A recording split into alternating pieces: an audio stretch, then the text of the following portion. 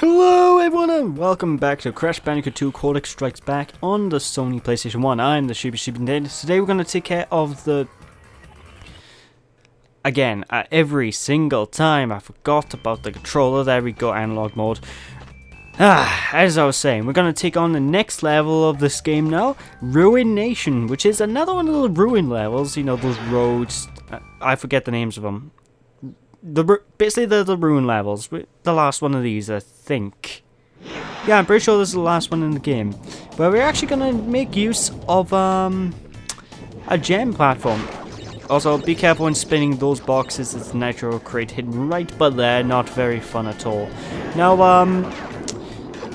if you want to get one of the major gems in this level, it would be very recommended to make sure that you have the green gem at this point in the game, because you need the green gem in order to... Did I just clip through? No, I went behind it. Right, fair enough. But yeah, as I was saying, you need to make sure you have the green gem in order to get hold of it, because you need to jump onto a green gem platform, which will lead you towards the right thing. Also, as you can get, there's an Aku Aku mask up there, so be sure to go up there. And then, don't suicide. Suiciding is bad. I got my mask. Now it's time. I got my mask. That's all I need, brah. You know. Anyway, I digress. Wow. I'm not doing that good. And I'm back. Alright, now what was I going to say? Basically, you see this by here. Be very careful when you hit it, because it will spawn nitro boxes. But you do need to press it, because otherwise the nitro boxes won't spawn.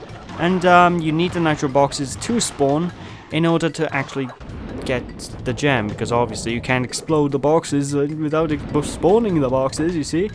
Anyway, just be sure to hit the checkpoint and go onto this gem platform. Now, you guys might remember the Donkey Kong enemies from previously in the stage. Well, basically, they make a very, very proud return. And they're just as annoying as ever, and I apologize if you can hear the rain. It just started raining. Very perfect timing, if I do say so myself, because it's raining in-game as well. But basically, you need to really watch out and time your jumps very well. It can be quite tricky to do. For example, like that, exactly like that.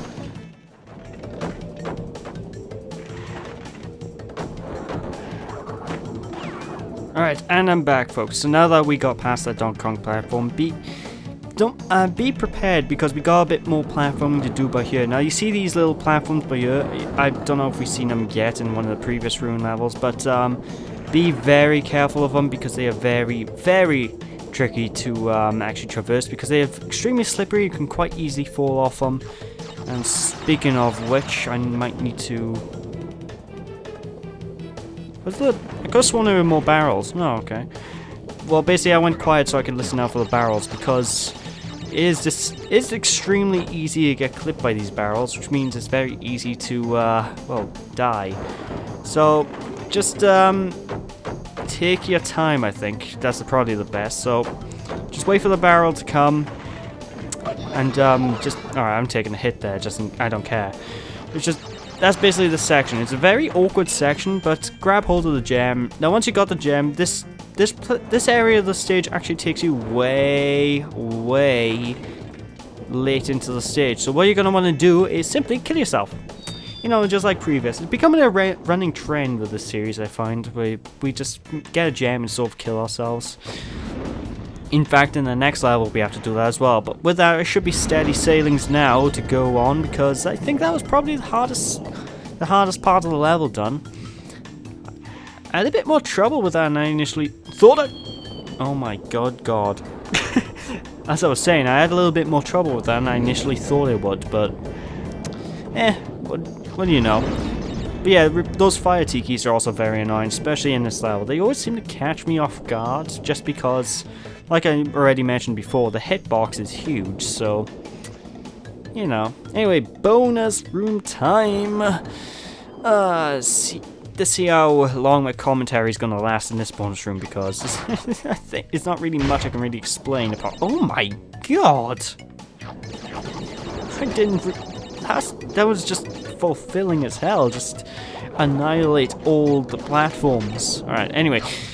Wait, they're not platforms, they're boxes. Ah, what else? Just ground pound all these. Now be very careful because obviously TNTs, you wanna be careful of these. Make sure you jump just in case because the blast radius of the TNT, well, it's caught me off guard a couple of times already in this LP, so it's better be safe than sorry, I always find. Well, I did cut that a bit close. Alright. Oh god, it's gonna be another one of these little challenges where I have to bounce on the bloody things, isn't it? Oh, cool.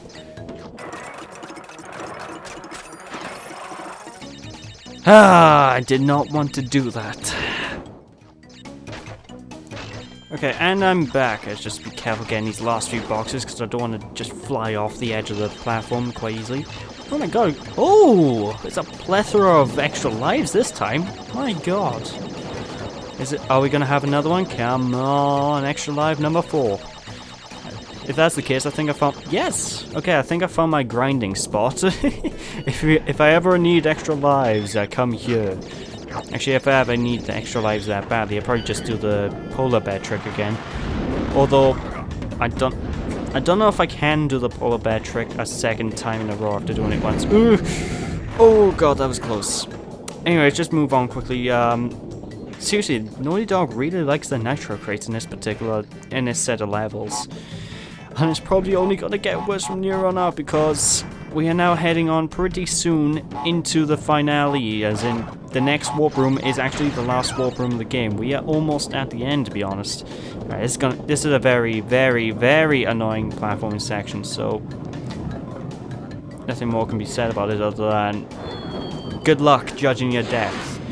Because, you know, this game is a lot better than Crash Bandicoot 1 in terms of depth perception. It's still very annoying on its own because it's just trying to judge the depth of some of these things. It's very annoying. And to be honest, I think this is probably the only real platforming section of this level where depth becomes a major issue. So it's just... What even happened there? Okay, and we're back, folks. I just need to be very careful. Oh my god, I just want to clip through a platform. Anyway, we should be pretty safe from here on. This is where the gem platform actually leads out, so yeah, once you got the gem, be careful. Speaking of be careful, you're gonna want to jump onto this here exclamation mark box to destroy all of the nitro crates in the level. Now, what am I doing? Well, I'm getting pushed by the camera. Basically, what I'm trying to do here is, basically the smartest thing you can do. What you need to do is basically get this checkpoint box before you go for that, because otherwise there's a very, very high chance that,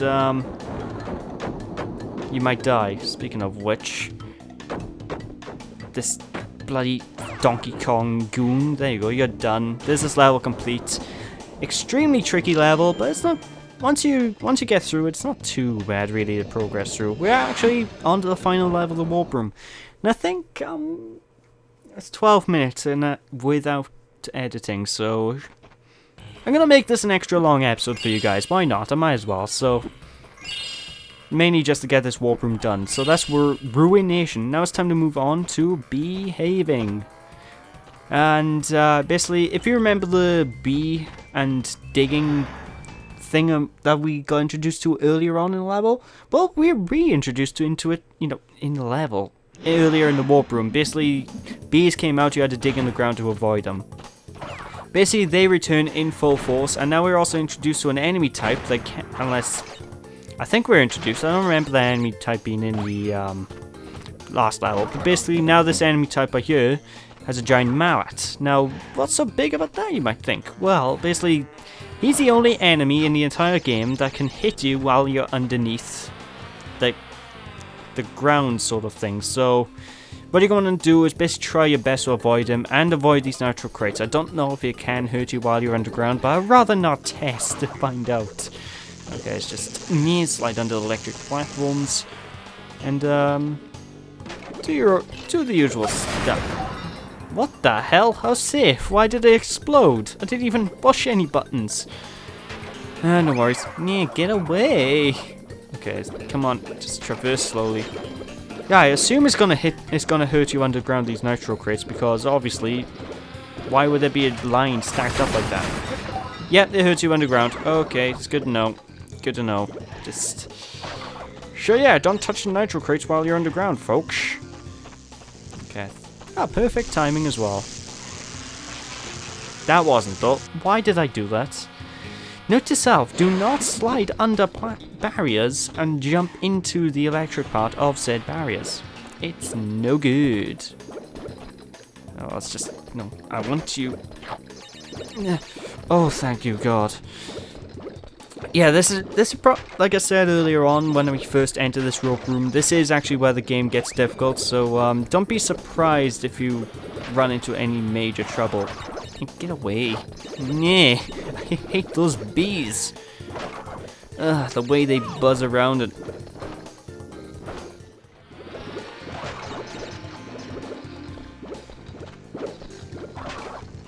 Okay, note to self, do not touch that tiki statue. That tiki statue is not cool. Whoa. Alright, just time this perfect. Oh my god, what the... I was behind the beehive. Why would you...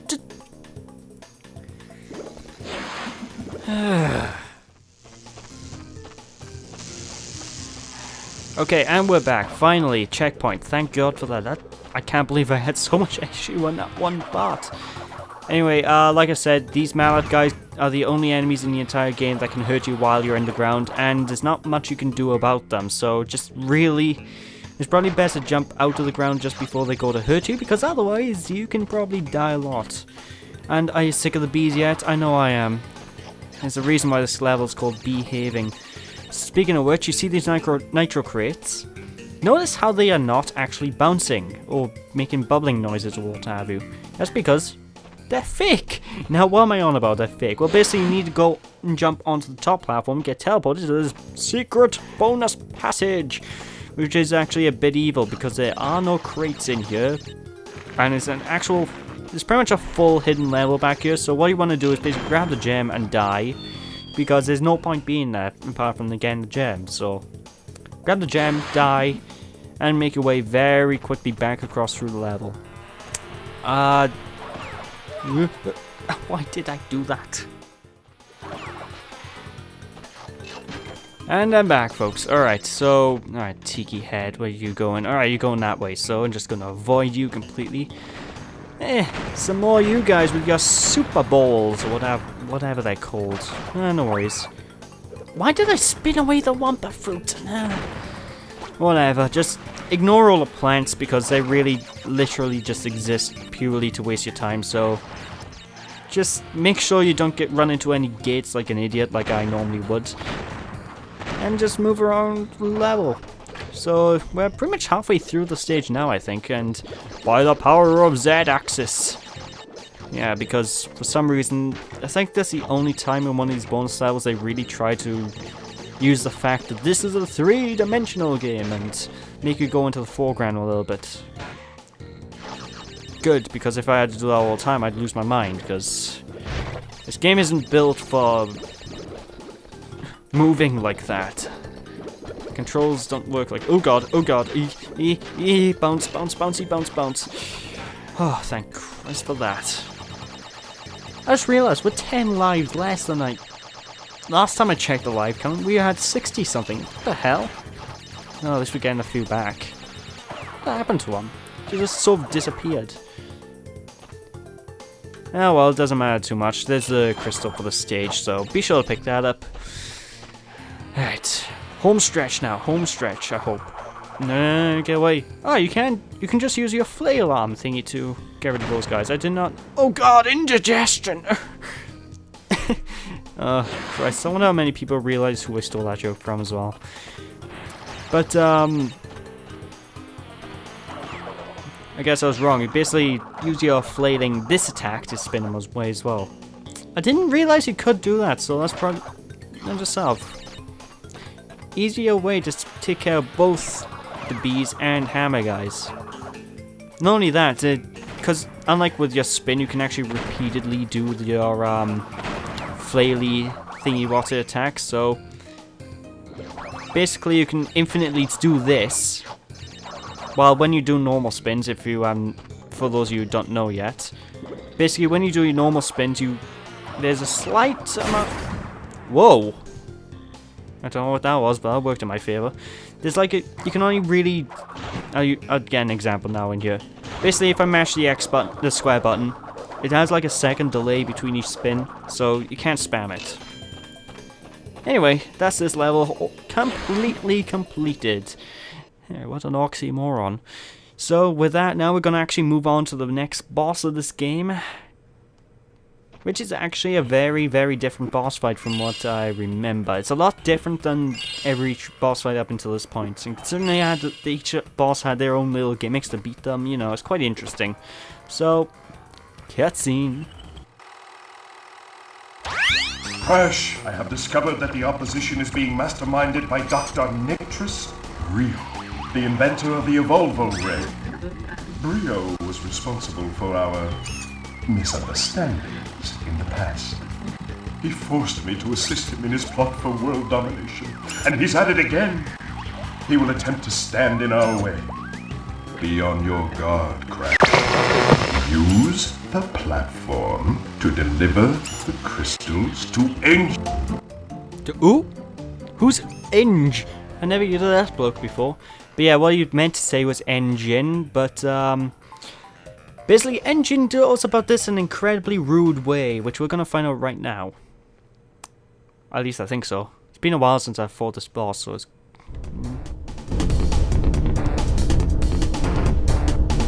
Like Dr. Cortex said, these are 20 crystals you have collected in me. See, he's just very... He just has this evil sort of thing about him. I mean, if he went, "Oh, good sir, do you mind passing the crystals to me? It'd be a jolly good show. I would happily hand over the crystals if I was Crash." But nope, he's all rude about it.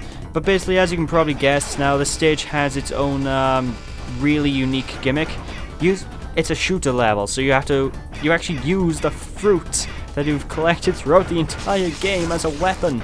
So just mash the square button and you will blast fruit at him. So I want to take on this hand now. So basically, it's very easy to find his weak points. It's the glowy bits. That's whoa, mad, isn't it? Glowy bits being the weak points. Christ, it's like I'm playing Star Fox or something. But this boss fight really is actually quite easy, but it does take its time. I mean, as you go through the fights, obviously, you'll start damaging more and more, and you'll start changing up his attacks. Like right now, his next attack is basically his shoulder missiles, and they are really freaking difficult to hit. And as a result, this fight will drag a lot because of it. And basically you need to just stand on the edges where you're running when he actually fires said missiles to be safe. So they're really easy to dodge, but still very obnoxious to actually hit him. But fortunately, when he gets to his last phase, things should be a little bit easier. I mean, there's one of the missiles down, so it's time to take care of the next one. Now the next missile thing to blow up is actually very annoying, because when he gets to this phase, he'll start shooting out the missiles, and the missiles actually move from one end of the screen to the other across the ground, so you can quite easily get hit by that. But now we're actually on to the final phase, where we actually have to shoot his core and be very quick moving out of the way. So basically mash the square button for whenever he comes nearby, and jump to the other platform, because he is very, very annoying. A couple of hits though, he dies. Master Cortex will be very displeased with your resistance. Yeah. Oh, you mean that game on the PS2, GameCube, and Xbox? Sure. Maybe at a later date. But yeah, that's basically this stage over and done with. Welcome, folks, to the last of the warp rooms.